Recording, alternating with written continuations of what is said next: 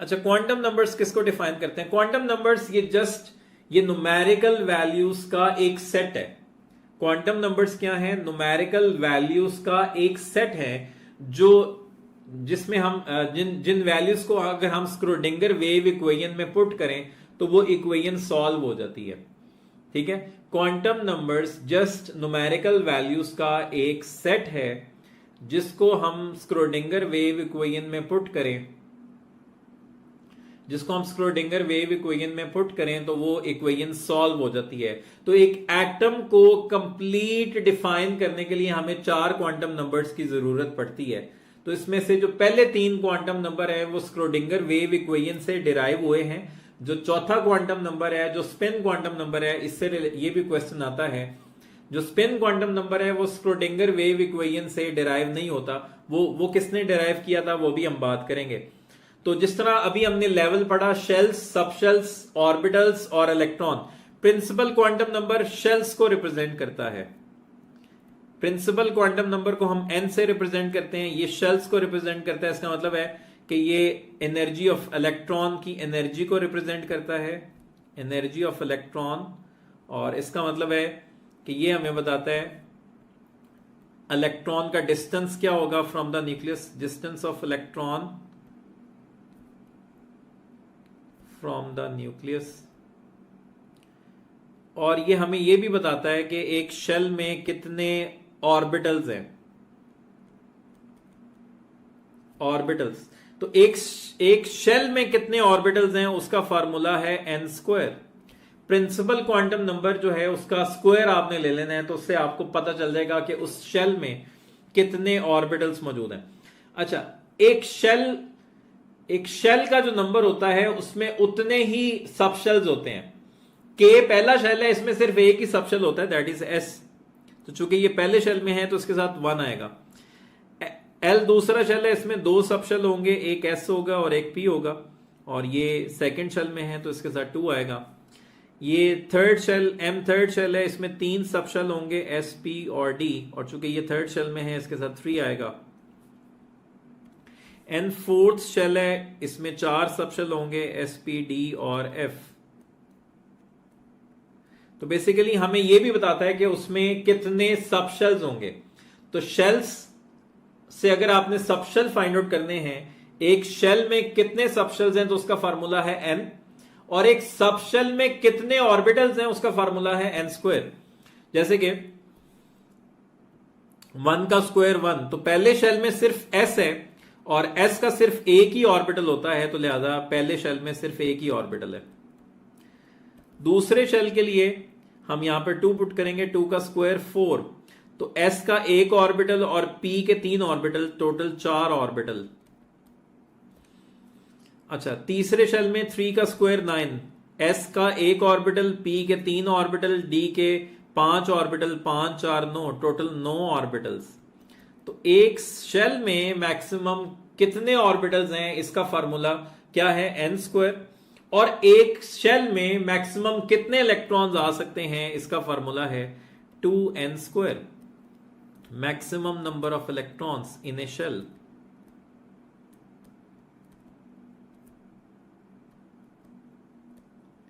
Maximum number of electrons in a shell, एक shell में कितने इलेक्ट्रॉन्स आ सकते हैं मैक्सिमम, उसका फार्मूला है 2n²। 1 पुट करेंगे, 1 का स्क्वायर 1, 1 2 2। पहले शेल में मैक्सिमम 2 इलेक्ट्रॉन्स आ सकते हैं, दूसरे शेल में 8 आ सकते हैं, तीसरे में 18 आ सकते हैं, और थर्ड में तीसरे में 18 आ सकते हैं, और फोर्थ में 32 इलेक्ट्रॉन्स। एजीमुथल क्वांटम नंबर, जो शेल से छोटा लेवल क्या है? शेल से छोटा लेवल है सबशेल।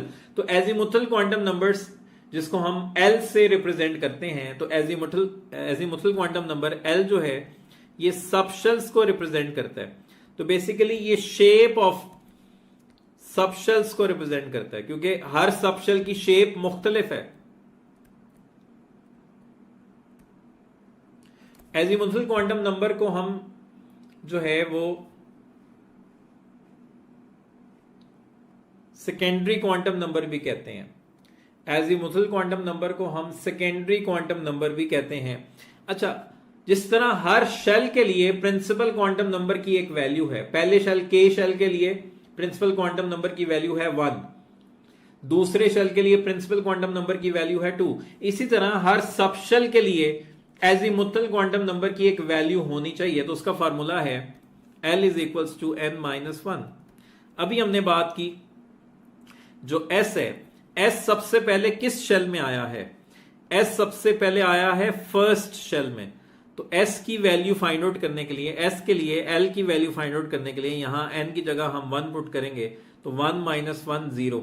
तो जब भी L इज इक्वल्स टू 0 है तो इससे मुराद है S सब शेल। फिर हम यहां पर P की बात करेंगे। P आया है सेकेंड शेल में, सबसे पहले P आया है सेकेंड शेल में, तो यहां पर हम 2 पुट करेंगे, 2 - 1 1। तो L is equals to 1, that is P subshell. जब भी L इज इक्वल्स टू 1 है इसका मतलब है P सब शेल है। अच्छा, D आया है थर्ड शेल में, तो यहां पर हम 3 पुट करेंगे, 3 - 1 2। तो जब भी L इज इक्वल्स टू 2 ऐसे मुराद है D सब शेल। और फिर F आया है फोर्थ शेल में, तो यहां पर 4 पुट करेंगे, 4 - 1 3। तो जब भी L इज इक्वल्स टू 3 ऐसे मुराद है F सब शेल। अच्छा, जिस तरह हर शेल में maximum number of electron accommodate कर सकते हैं, उसी तरह हर सब शेल में maximum number of electrons accommodate कर सकते हैं। उसका फार्मूला है 2 × 2L + 1, या अगर हम 2 को अंदर दोनों के साथ मल्टीप्लाई करते हैं तो ये हो जाएगा 4L + 2। तो ये फार्मूला है maximum number of electrons in subshell.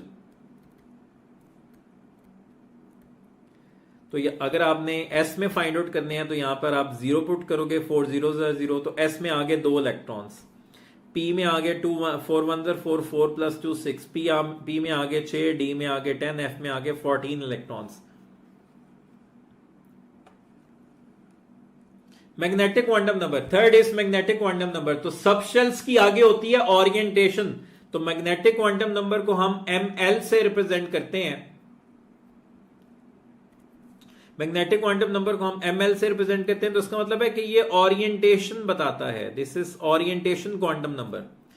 तो इसको हम ओरिएंटेशन क्वांटम नंबर भी कहते हैं। ये ओरिएंटेशंस बताता है, ये ऑर्बिटल्स के बारे में बताता है। तो हमें कैसे पता चलेगा कि एक सब शेल के कितनी ओरिएंटेशंस हैं? हमें कैसे पता चलेगा कि एक सब शेल के कितने ऑर्बिटल्स हैं, एक सब शेल की कितनी ओरिएंटेशंस हैं? तो इसका फार्मूला है 2L + 1। 2L + 1 हमें बताएगा कि एक सब शेल के कितने ऑर्बिटल्स हैं। तो S के लिए यहां पर L की वैल्यू 0 पुट करेंगे, 2 0 0 0 + 1 1।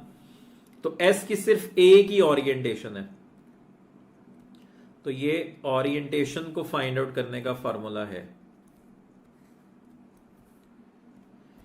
अच्छा, P के लिए यहां पे 1 पुट करेंगे, 2 1 2 2 + 1 3। तो P की 3 ओरिएंटेशंस हैं। D के लिए यहां पर L की वैल्यू 2 पुट करेंगे, 2 2 4 4 + 1 5, इसकी 5 ओरिएंटेशंस हैं। F के लिए यहां 3 पुट करेंगे, 2 3 6 6 + 1 7। अब जरा बड़ी इंपॉर्टेंट बात है, हम कह रहे हैं कि S की सिर्फ एक ओरिएंटेशन है, P की 3 ओरिएंटेशन है, D की 5 ओरिएंटेशन है और F की 7 ओरिएंटेशन है।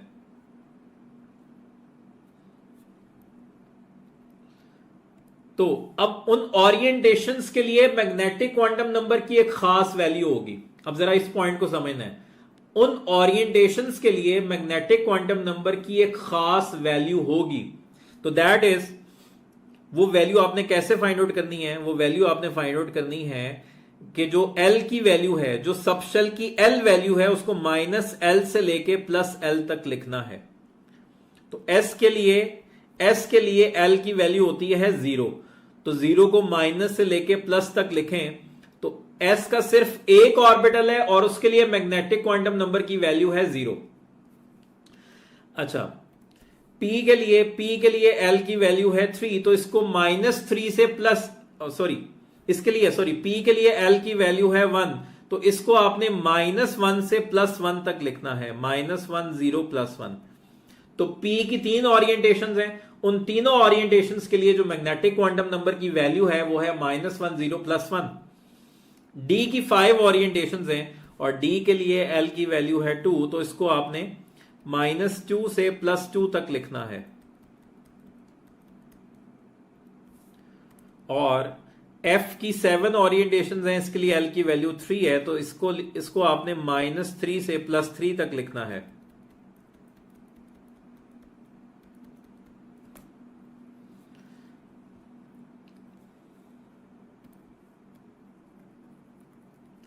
नेक्स्ट है जी हमारे पास स्पिन क्वांटम नंबर, और ये आखिरी क्वांटम नंबर है।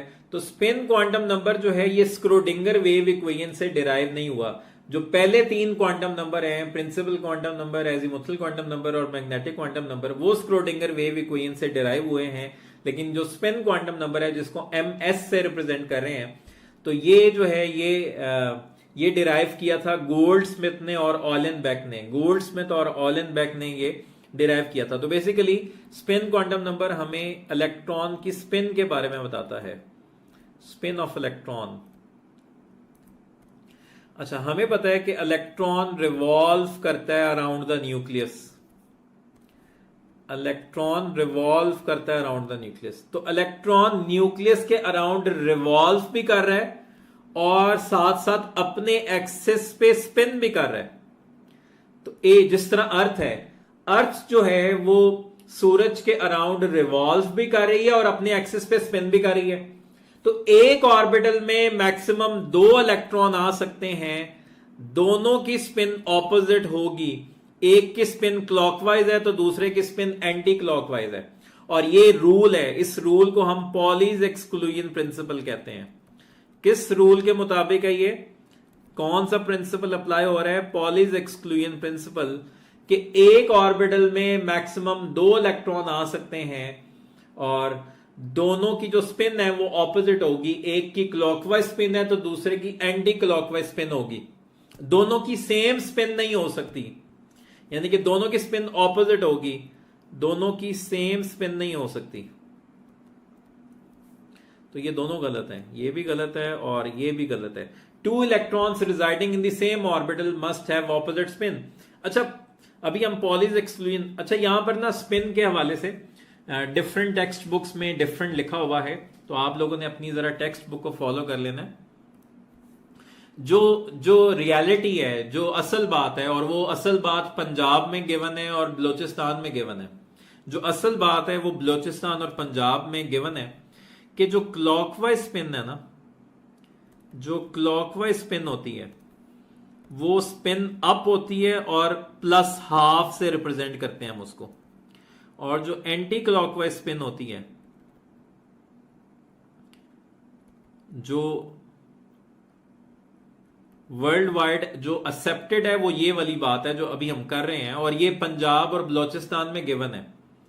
और जो एंटी क्लॉकवाइज स्पिन होगी वो स्पिन डाउन होगी और -½ होगी।